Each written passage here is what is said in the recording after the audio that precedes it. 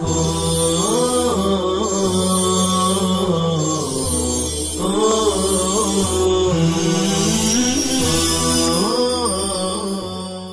الرحمن الرحیم الحمد للہ کفا وسلام علی عبادہ الذین اصطفى اما بعد صلی اللہ علی النبی الکریم قال وَإِذَا أَوْصَى بِنَصِيبِ ابْنِهِ فَالْوَصِيَّةُ بَاطِلَةٌ وَلَوْ أَوْصَى بِمِثْلِ نَصِيبِ ابْنِهِ جَازَ لِأَنَّ الْأَوَّلَ وَصِيَّةٌ بِمَالِ الْغَيْرِ لِأَنَّ نَصِيبَ الْإِبْنِ مَا يُصِيبُهُ بَعْدَ الْمَوْتِ وَالثَّانِي وَصِيَّةٌ بِمِثْلِ نَصِيبِ الْإِبْنِ وَمِثْلُ الشَّيْءِ غَيْرُهُ وَإِنْ كَانَ يَتَقَدَّرُ بِهِ فَيَجُوزُ۔ عبارت میں جو مسئلہ پیش کیا گیا ہے وہ یہ ہے کہ اگر موصی نے اس طرح وصیت کی کہ میرے بیٹے کا حصہ فلاں کے لیے وصیت ہے، وَإِذَا أَوْصَى بِنَصِيبِ ابْنِهِ تو یہ وصیت جائز نہ ہوگی، فَالْوَصِيَّةُ بَاطِلَةٌ، کیونکہ بیٹے کا حصہ بیٹے کی ملکیت ہے، ہوگا جب تقسیم ہوگی تو موصی کو یہ حق نہ ہوگا کہ وہ دوسرے کے مال کی وصیت کرے۔ آدمی اپنے مال کی وصیت کرنے کا ذمہ دار اور حقدار ہوتا ہے۔ دوسری صورت وَلَوْ أَوْصَى بِمِثْلِ نَصِيبِ ابْنِهِ جَازَ، اور اگر موصی نے اس طرح وصیت کی کہ میرے بیٹے کا جتنا حصہ ہے اتنے کی میں نے فلاں کے لیے وصیت کی تو یہ وصیت جائز ہے، کیونکہ یہاں موصی نے دوسروں کے مال کی وصیت نہیں کی بلکہ موصی بہ کو یعنی وصیت کردہ مال کو مال غیر سے ناپا ہے اور اس کا اندازہ لگایا ہے۔ اس میں کوئی مذائقہ نہیں، کیونکہ قاعدہ مشہور ہے شے کا مثل اس شے کا غیر ہوا کرتا ہے، مثل الشیء غیرہ، لہٰذا معلوم ہوا کہ موصی نے دوسرے کے حق کی وصیت نہیں کی بلکہ اپنے بیٹے کے حق سے موصی بہ کو ناپا ہے اور موصی بہ کا اندازہ لگایا ہے۔ وقال ظفر رحمہ اللہ تعالی یجوز فی الاول ایضا، امام ظفر فرماتے کہ جس طرح دوسری صورت میں وصیت جائز ہے اسی طرح پہلی صورت میں بھی جائز ہے۔ ان کی نظر اس بات پر ہے کہ فی الحال یہ مال بیٹے کا مال نہیں ہے بلکہ یہ تو ابھی تمام کا تمام موصی کا مال ہے یعنی باپ کا، لہذا غیر کے مال کی وصیت ہوئی ہی نہیں۔ لیکن ہم اس کا جواب دیں گے وہی جو ہم ماقبل میں پیش کر چکے ہیں کہ اگرچہ وہ فی الحال بیٹے کا مال نہیں ہے لیکن موصی کی موت کے بعد جب موصی لہو کے مالک بننے کا نمبر آئے گا یعنی بیٹے کا، اس وقت تو مال بیٹے کا ہوگا، تو موصی کو یہ حق کہاں ہے کہ وہ اپنے غیروں کے مالوں کی وصیت کرے، لہٰذا یہ وصیت باطل ہوگی۔ ومن اوصى بسهم من ماله فلو اخص سهام الورثة الا ان ينقص عن السدس فيتم له السدس ولا يزاد عليه۔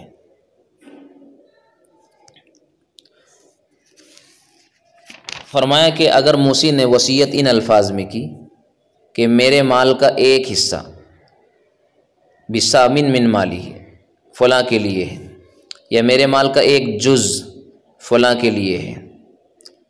تو سہم اور یہ جز دونوں ہم معنی ہیں اور دونوں کے اندر جہالت ہے، اس کی مقدار متعین نہیں، اور جہالت یعنی سہم اور جز کا مجہول ہونا وصیت کے لیے مضر نہیں، تو وصیت تو جائز اور درست ہے مگر یہ ابہام اور یہ پیچیدگی اس میں ہے کہ کس کو کتنا ملے گا، تو یہ فیصلہ موصی کی وضاحت پر موقوف ہے۔ اگر موصی وضاحت نہ کر سکا یہاں تک کہ انتقال ہو گیا تو اب اس کے ورثہ موصی کے قائم مقام ہو گئے، لہٰذا ورثہ کی وضاحت کریں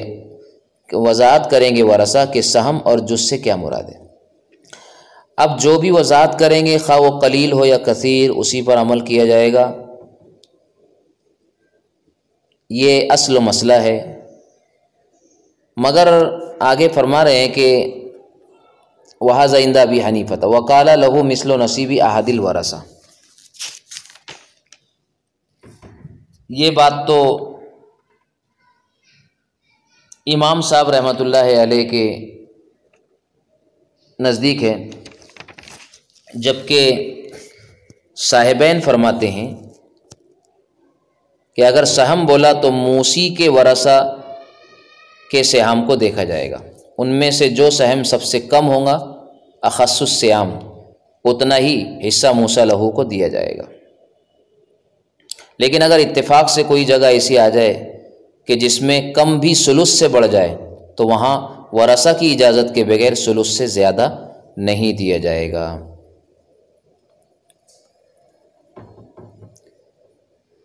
لیکن یہاں پر اہل کوفہ کی اصطلاح میں سہم بمعنی سدس مستعمل ہوتا تھا، اس وجہ سے امام صاحب اور صاحبین کے نزدیک سہم بولنے کی صورت میں اختلاف ہو گیا۔ جو اختلاف یہاں کتاب میں مذکور ہے کہ امام صاحب تو کہہ رہے ہیں کہ جو موسی فیصلہ کرے گا یا موسی کا انتقال ہو جائے تو اس کے ورثہ جو وضاحت کریں گے وہ دیا جائے گا۔ صاحبین کہتے ہیں کہ نہیں، موسی کے ورثہ کے سہام کو دیکھیں گے، جو اخص السہام ہوگا جو سب سے کم وہ موسیٰ لہو کو دیا جائے گا، اور اگر کہیں پر کم حصہ بھی ثلث سے بڑھتا ہے تو ورثہ کی اجازت کے بغیر ثلث سے زائد نہیں دیا جائے گا۔ وقال له مثل نصیب احد الورثہ ولا یزاد علی الثلث الا ان یجیز الورثۃ، ورثہ اجازت دے تو ثلث سے بڑھ کر بھی دیا جائے گا۔ مثلا موسی نے ایک لڑکی چھوڑی جس کے لیے نصف ہے اور کوئی دوسرا وارث نہیں ہے، تو ظاہر ہے یہاں نصف سے کم کوئی حصہ ہے ہی نہیں، مگر ورثہ کی اجازت کے بغیر موسیٰ لہو کو نصف نہیں دے سکتے، اس لیے فقط ثلث دیا جائے گا، اور اگر ورثہ مختلف ہو تو ان میں سے جو ان سے وارث کے حصے سے سب سے کم ہوگا اتنا ہی موسیٰ لہو کو دیا جائے گا۔ لأن السہم یراد به احد سہام الورثہ عرفا لا سیما فی الوصیۃ والاقل متیقن به فیصرف الیہ، اس لیے کہ سہم اس سے ورثہ کے سہام میں سے کوئی ایک کو مراد لیا جاتا ہے عرف میں، خاص طور پر وصیت کے اندر، اور جو عقل مقدار ہے وہ متیقن ہے، لہٰذا اسی کی طرف پھیرا جائے گا۔ الا اذا زاد علی الثلث فیرد علیہ، ہاں جو مقدار ثلث سے زائد ہوگی اس کو ثلث پر پھیرا جائے گا، لأنہ لا مزید علیہ، اس لیے کہ ثلث سے زیادہ کی گنجائش نہیں، عند عدم اجازت الورثہ، ورثہ کی اجازت نہ ہونے کی صورت میں۔ وَلَهُ أَنَّ السَّهْمَ هُوَ السُّدُسُ، اب یہ دلیل امام ابو حنیفہ رحمۃ اللہ علیہ کی ہے۔ صاحبین کی دلیل کا حاصل یہ ہے کہ سہم سے مراد ورثہ میں سے کسی ایک کا حصہ ہے، اور چونکہ وصیت میراث کی بین ہے لہذا وصیت کے اندر بھی سہم سے یہی مراد لیں گے، اور حصے چونکہ مختلف ہے، کہیں نصف ہو، کہیں ربع، کہیں ثمن، کہیں ثلثان ہے تو کہیں ثلث، ایسے مواقع پر عقل جو ہوتا ہے وہ متیقن ہوتا ہے، لہٰذا سہم سے اقل السہام مراد لیا جائے گا۔ اور رہی بات ثلث سے زیادتی کی تو ورثہ کی اجازت کے ساتھ دیا جائے گا، ورثہ کی اجازت کے بغیر نہیں۔ اب امام صاحب کی دلیل کا حاصل یہ ہے کہ سہم سے مراد سدس ہے، هو المروی عن ابن مسعود رضی اللہ تعالیٰ عنہ وقد رفعه الى النبی علیہ السلام فیما یروی، عبداللہ ابن مسعود رضی اللہ عنہ سے مرفوعاً اور موقوفاً ایک روایت مروی ہے جس میں یہی فرمایا گیا کہ سہم سے مراد سدس ہے، وَلِأَنَّهُ يُذْكَرُ وَيُرَادُ بِهِ السُّدُسُ، اور یہ بات بھی ہے کہ سہم ذکر کیا جاتا ہے اور اس سے ورثہ کے سہام میں سے ایک سہم مراد لیا جاتا ہے۔ یہ کہا کہ سہم ذکر کیا جاتا ہے اور اس سے سدس مراد لیا جاتا ہے۔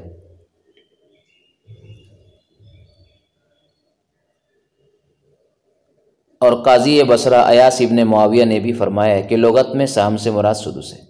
اور سہم بول کر اقل سہام ورثہ بھی مراد لیا جاتا ہے۔ وَيُرَادُ بِهِ السُّدُسُ فَإِنَّ ایاسًا، یہ قاضی بصرہ ایاس ابن معاویہ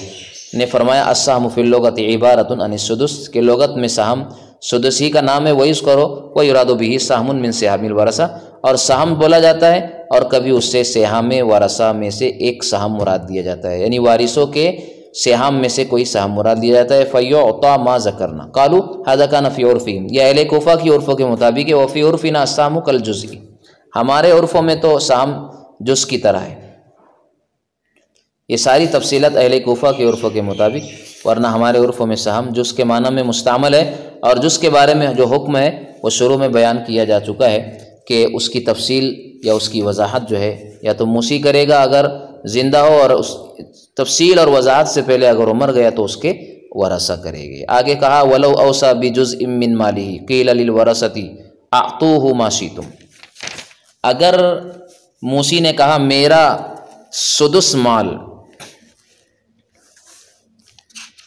موسی نے اگر کہا کہ میرے مال کا ایک جز ورثہ کے لیے ہے، تو اب وارثوں سے کہا جائے گا تم جو اسے دینا چاہتے ہو یعنی موسیٰ لہو کو دو، کیونکہ مجہول ہے جز جو قلیل اور کثیر دونوں کو شامل ہے۔ غیر ان الجہالۃ لا تمنع صحۃ الوصیہ، البتہ موسیٰ بھی کی جہالت وصیت کی صحت اور صحیح ہونے کو مانع نہیں ہے، لہذا وصیت تو صحیح ہوگی، البتہ جز مجہول ہے۔ والورثۃ قائمون مقام الموسی، ورثہ موسی کے قائم مقام ہے، فإلیہم البیان، لہذا وہی اس کی وضاحت کریں گے اور ورثہ جو وضاحت کریں گے وہی موسیٰ لہو کو دے دیا جائے گا۔ قال ومن قال سدس مالی لفلان ثم قال فی ذلک المجلس او فی مجلس آخر لہ ثلث مالی، کوئی اس طرح وصیت کرتا ہے کہ میرے مال کا چھٹا حصہ سدس فلاں کے لیے، پھر اسی مجلس میں یا دوسری مجلس میں کہتا ہے لہو ثلث مالی، میرے مال کا ثلث اس کے لیے، یعنی پہلے اقرار میں پہلی وصیت میں سدس اور دوسرے میں ثلث، سو ظاہر سی بات ہے سدس اور ثلث مل کر مجموعہ نصف ہو جاتا ہے، اور ورثہ بھی اس کے نفاذ پر راضی ہے، یعنی نصف کے نفاذ کی اجازت دیتے ہیں،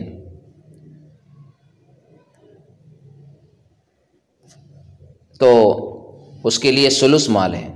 اور سدس اس ثلث میں داخل ہو جائے گا، پھر بھی موسیٰ لہو کو فقط ثلث ہی ملے گا اس صورت میں، یعنی پہلا سدس اسی ثلث میں مدغم ہو جائے گا، ضم ہو جائے گا۔ فلہ ثلث المال ویدخل السدس فیہ۔ آگے ومن قال سدس مالی لفلان، اب اس طرح وصیت کیا کہ میرا سدس مال فلاں کے لیے وصیت ہے، ثم قال فی ذلک المجلس او فی غیرہ، پھر اسی مجلس میں یا دوسری مجلس میں کہتا ہے سدس مالی لفلان، کہ میرے مال کا سدس فلاں کے لیے ہے،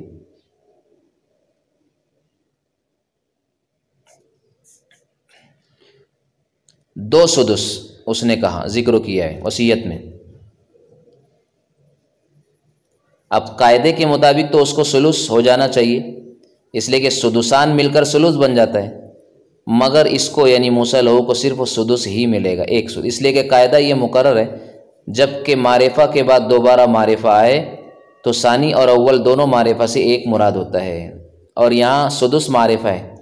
اس لیے کہ اضافت مال کی جانب ہے تو تعریف آ گئی، اور وہی متکلم کی جانب مضاف ہونے کی وجہ سے معرفہ ہے جس کی وجہ سے سدس بھی معرفہ ہو گیا، یعنی گویا دونوں سدس معرفہ ہے، تو معرفہ کے بعد جب معرفہ ذکر کیا جائے تو ثانی عین اول ہوتا ہے، یعنی اول اور ثانی دونوں کی مراد ایک ہوتی ہے، لہٰذا موسیٰ لہو کو صرف ایک سدس دیا جائے گا۔ فَإِنَّهُ فَلَهُ سُدُسٌ وَاحِدٌ لِأَنَّ السُّدُسَ ذُكِرَ مُعَرَّفًا بِالْإِضَافَةِ إِلَى الْمَالِ، اس لیے کہ سدس کو معرفہ ذکر کیا گیا مال کی طرف مضاف بنا کر، وَالْمَعْرِفَةُ إِذَا عُعِيدَتْ يُرَادُ بِالثَّانِي عَيْنَ الْأَوَّلِ، اور معرفہ کا اعادہ جب معرفہ سے کیا جائے تو ثانی سے عین اول مراد ہوتا ہے، اول کا عین ہی مراد ہوتا ہے، یعنی دونوں سے کی مراد ایک ہوتی ہے، هو المعہود فی اللغہ، لغت میں اور قاعدے میں یہی معہود ہے، متعین ہے۔ قال ومن اوصى بثلث دراہمه او بثلث غنمه فهلك ثلثا ذلك وبقي ثلثه وهو يخرج من ثلث ما بقي من ماله فله جميع ما بقي، وقال زفر رحمه الله له ثلث ما بقي لأن كل واحد منهما مشترك بينهم والمال المشترك یتوا ما توا منہ علی الشرک ویبقى ما بقی علیہ۔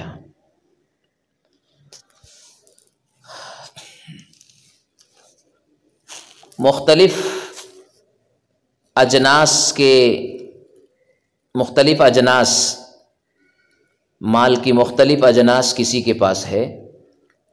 جیسے مثال کے طور پر زید کے پاس کچھ دراہیم ہیں، کچھ بکریاں ہیں، دراہیم اور بکریوں کے علاوہ اور بھی مال کی کوئی جنس ہے جو بکریوں یا دراہیم کے ثلث سے 2 گنا ہے۔ اب جب وہ وصیت کرتا ہے یعنی زید کہ میرے دراہیم کا 1/3 فلاں کے لیے وصیت ہے، یا کہتا ہے میری بکریوں کا 1 ثلث وصیت ہے، تو وصیت صحیح ہے، لیکن ہوا اب یہ کہ ان دراہیم یا بکریوں میں سے 2 ثلث ہلاک ہو گیا، 1 ثلث کی وصیت کیا اور 2 ثلث ہلاک ہو گیا دراہیم یا بکریوں کا، اور صرف 1 ثلث باقی رہ گیا، اور اس ثلث کے علاوہ موسی کے پاس اتنا مال موجود ہے کہ وہ اس کے مقابلے میں ثلثان یا اس سے زیادہ ہے، تو اب موسیٰ لہو کو کتنا دیا جائے گا، تو اس میں ہمارا اور امام ظفر کا اختلاف ہے۔ ہمارا مذہب یہ کہ دراہیم میں سے اور بکریوں میں سے جو ثلث باقی ہے ہلاک ہونے کے بعد، وہ پورا ثلث موسیٰ لہو کو دیا جائے گا، جبکہ امام ظفر کہتے ہیں کہ جو ثلث باقی ہے اس کا ثلث موسیٰ لہو کو ملے گا۔ پورا ثلث اٹھا کر نہیں دیں گے جو 2 ثلث کی ہلاکت کے بعد موجود ہے، بلکہ جو ثلث موجود ہے اس کا بھی ثلث کیا جائے گا۔ مثلا کل 900 دراہیم تھے، جس میں سے 1 ثلث کی وصیت کیا تھا، اب 2 ثلث ہلاک ہوئے تو 300 بچے اور 600 ہلاک ہو گئے، تو امام ظفر کے نزدیک ما بقیہ 300 کا ثلث یعنی 100 موسیٰ لہو کو دیا جائے گا، 100 درہم، جبکہ ہمارے نزدیک پورے 300 جو 2/3 600 کے ہلاک ہونے کے بعد 300 دراہیم بچے ہیں وہ موسیٰ لہو کو دیے جائیں گے۔ امام ظفر کی دلیل یہ ہے کہ سارا مال یعنی دراہیم اور بکریاں موسیٰ لہو اور ورثہ کے درمیان مشترک ہے، لِأَنَّ كُلَّ وَاحِدٍ مِّنْهُمَا مُشْتَرَكٌ بَيْنَهُمْ، مشترک ہے، تو جو مقدار ہلاک ہو گئی وہ بھی مشترک ہے اور جو باقی ہے وہ بھی مشترک ہے، اور اصول یہ ہے کہ جو مال مشترک ہوتا ہے اس کی ہلاکت بھی شرکت پر ہوتی ہے۔ یہی کہہ رہے ہیں والمال المشترک یطوی توامین علی الشرک، جو مال ہلاک ہو جائے اور جو مال موجود ہے وہ سب شرکت پر ہوتا ہے، ویبقی ما بقی علیہا، اور سب کے سب شرکت ہی پر قائم اور باقی ہوتا ہے، لہٰذا جو باقی بچتا ہے اس کی بقا بھی شرکت پر رہتی ہے، لہٰذا بقیہ مال کو کا ثلث اس کو دیا جائے گا۔ لہٰذا صورت مذکورہ میں جب یہ مال مشترک ہوا تو ہلاک ہونے والا اور باقی دونوں مشترک ہو، اور اگر ترکہ اجناس مختلفہ ہو اور وہاں موسی یہ طریقہ اختیار کرتا تو وہاں سب کے نزدیک یہی حکم ہے کہ ما بقیہ کا ثلث موسیٰ لہو کو دیا جائے۔ ایسے ہی یہاں پر بھی آگے ہماری دلیل پیش کی جا رہی، وَصَارَ كَمَا إِذَا كَانَتِ التَّرْكَةُ أَجْنَاسًا مُخْتَلِفَةً، یہ ایسا ہو گیا جیسے کہ ترکہ اجناس مختلفہ ہو، تو اجناس مختلف ہو اور اس کے بعد ہلاکت واقع ہو، تو جیسے ما بقیہ کا ثلث دیا جائے گا اس صورت میں، ایسے مسئلہ مذکورہ میں بھی ما بقیہ کا ثلث دیا جائے گا۔ وَلَنَا أَنَّ فِي الْجِنْسِ الْوَاحِدِ يُمْكِنُ جَمْعُ حَقِّ أَحَدِهِمْ فِي الْوَاحِدِ، یہ ہماری طرف سے امام ظفر کا جواب ہے کہ جس کا حاصل یہ کہ جنس واحد کو اجناس مختلفہ پر قیاس کرنا قیاس مال فارغ ہے، اس لیے کہ کتاب القسمت میں یہ بحث گزر چکی ہے کہ جنس واحد میں قسمت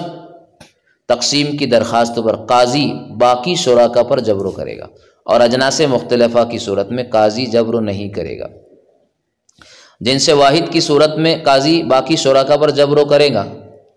اگر انہوں نے یعنی باقی شرکا نے تقسیم کی درخواست کی تو، لیکن اجناس مختلفہ کی صورت میں جبر نہیں کرے گا۔ اس کی وجہ یہ ہے کہ جنس واحد میں ایک چیز کے چند شرکا کو جمع کیا جا سکتا ہے، یعنی اس کے اندر موسیٰ لہو کا بھی حق ہو، ورثہ کا بھی حق ہو، لہذا جب اجتماع ہو گیا یعنی جنس واحد کی صورت میں 900 دراہیم میں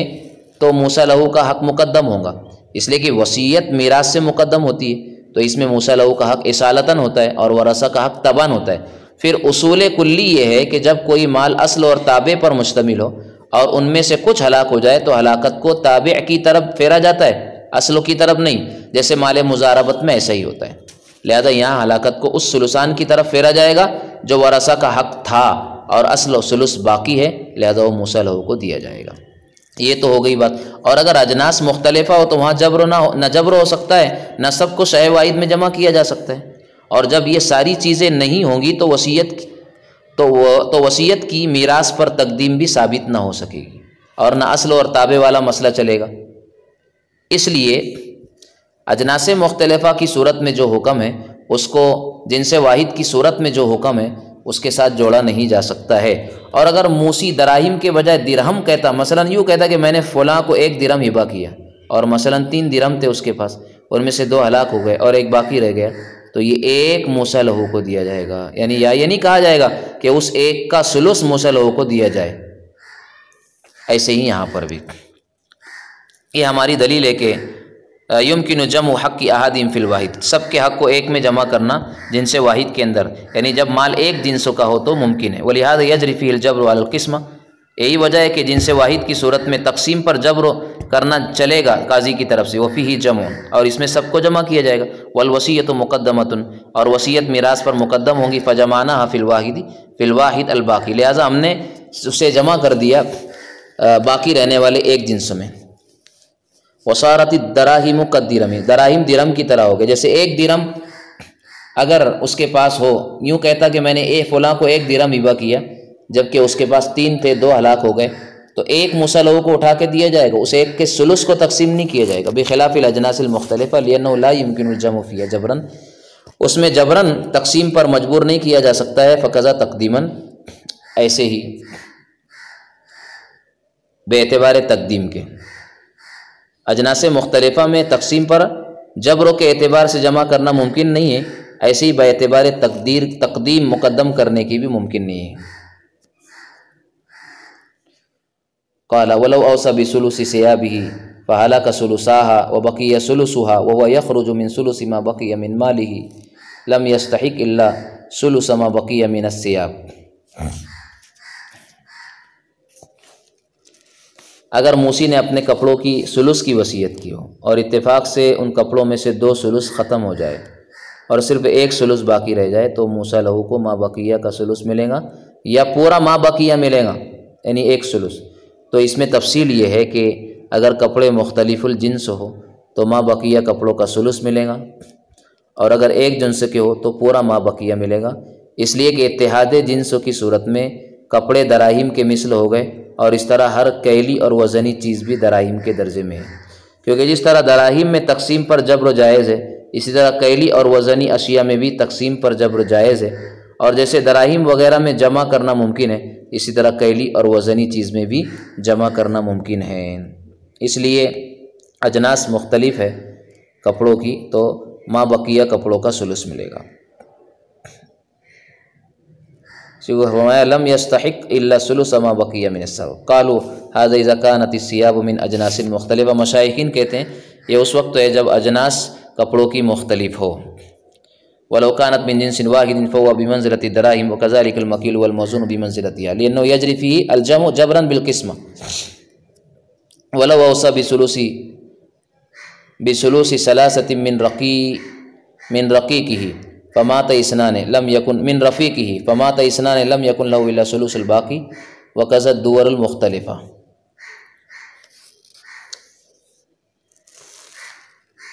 اور اگر اس نے وصیت کی اپنے 3 غلاموں میں سے ثلث کی، من رقیقی ہی، رقیق غلام کو کہتے ہیں، زید نے اپنے 3 غلاموں میں سے ثلث کی وصیت کی اور پھر 2 غلام مر گئے اور 1 باقی رہ گیا، تو موسیٰ لہو کو اس 1 غلام کا ثلث دیا جائے گا، اور چند مختلف گھر ہو تو اس میں بھی یہی حکم ہے۔ پھر رہی یہ بات کہ اس میں اختلاف ہے یا نہیں، تو اس میں مشائخ کے 2 قول ہیں۔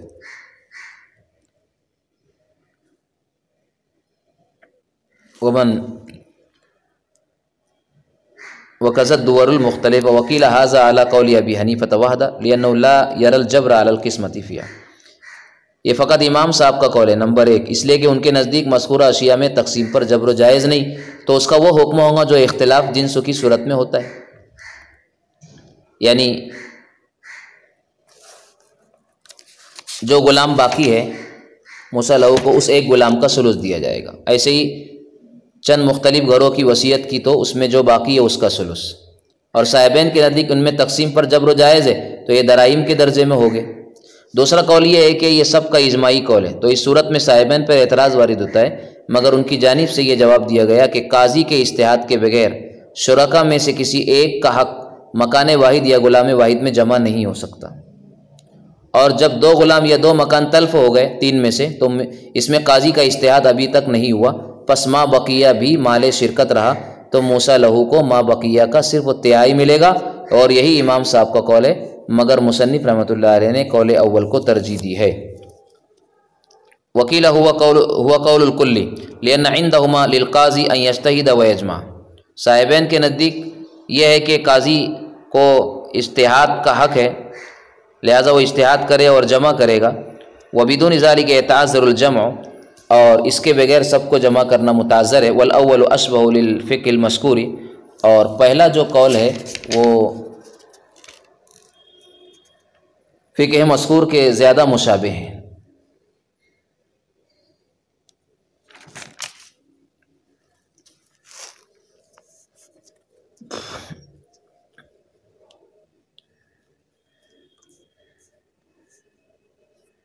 اس کے بعد کے جو مسائل ہیں، ومن اوصى لرجل بألف درہم سے، اس کو ہم انشاءاللہ آئندہ سبق میں پڑھنے کی کوشش کریں گے۔ اللہ تعالیٰ ان مسائل کی باریکیوں کو سمجھنے کی ہمیں صلاحیت عطا فرمائے۔ وما توفیقی الا باللہ۔